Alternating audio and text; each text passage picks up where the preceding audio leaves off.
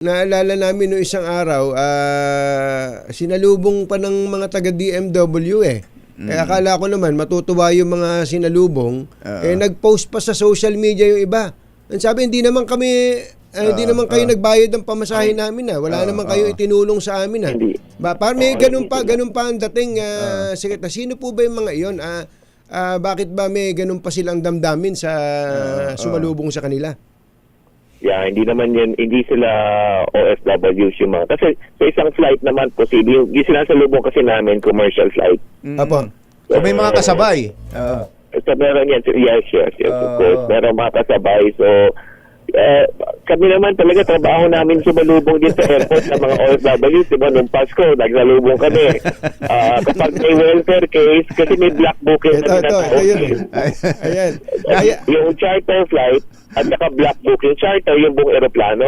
Tama. Black booking, karamihan lang o maraming upuan, let's say 20, 50, minsan 100 seats in an airplane. Pero may kasabay yun, syempre, may kasamang hindi OFW. Yun siguro, na-imagine ko eh. Yung nag-post siguro, Secretary, yun yung mga nakasabay lang. Nakasabay lang. Kaya pala nung kaway kayo ng kaway, umiiwas pa eh. May umiiwas pa eh. Ganun eh. Pero yung iba, pumunta sa inyo, ito may video kami eh. Yes, ako naman, since nakatayo na ako doon, binabati ko na rin sila, di ba? Opo.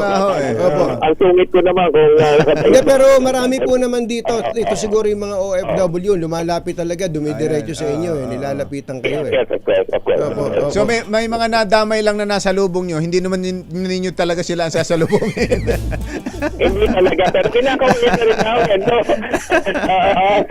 ewan ko lang, bahala na yung mga iba kung ano yung interpretasyon nila doon. Pero, lali naman natin Pilipino. Oo nga, di ba? Binabati namin eh. Welcome back, welcome home. Di ba? Oo, exactly. Welcome. Sinasabi namin doon sa mga foreigner, binabati rin namin.